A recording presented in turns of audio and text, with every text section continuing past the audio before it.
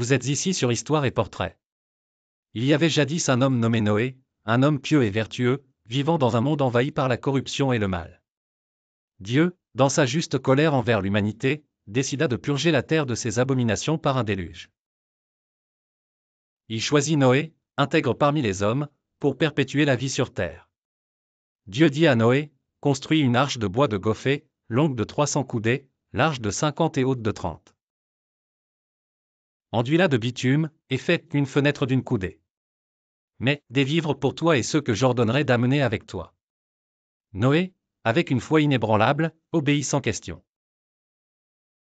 Il travailla des années durant, moqué par ses contemporains qui ne croyaient pas à la prophétie du déluge. Pourtant, sa conviction resta ferme comme le roc, car il savait que la parole divine était infaillible. Quand l'arche fut achevée, Dieu ordonna à Noé de prendre avec lui sa femme, ses fils et leurs épouses, ainsi que 7 couples de toutes les espèces d'animaux purs et un couple de chaque espèce impure. Les animaux vinrent à Noé par instinct, guidés par une force surnaturelle. Une fois tous embarqués, le ciel s'assombrit et les fontaines du grand abîme s'ouvrirent. La pluie tomba sans répit durant 40 jours et 40 nuits. Les flots montèrent jusqu'à submerger les plus hautes montagnes, exterminant toute vie sur la terre ferme. À l'intérieur de l'arche, Noé et sa famille prirent soin des créatures avec dévouement et sérénité, en priant pour la miséricorde divine. Le tonnerre et les vagues assourdissantes étaient un rappel constant de la puissance de Dieu, mais aussi de son désir de rédemption pour ceux qui lui étaient fidèles. Après 150 jours, les eaux commencèrent à diminuer. L'arche se posa sur les monts d'Ararat. Noé, dans sa sagesse, envoya une colombe pour tâter l'état des eaux.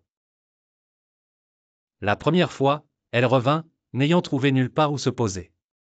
La seconde fois, elle rapporta un rameau d'olivier dans son bec, signe que les eaux se retiraient. La troisième fois, elle ne revint plus, indiquant que la terre était enfin habitable.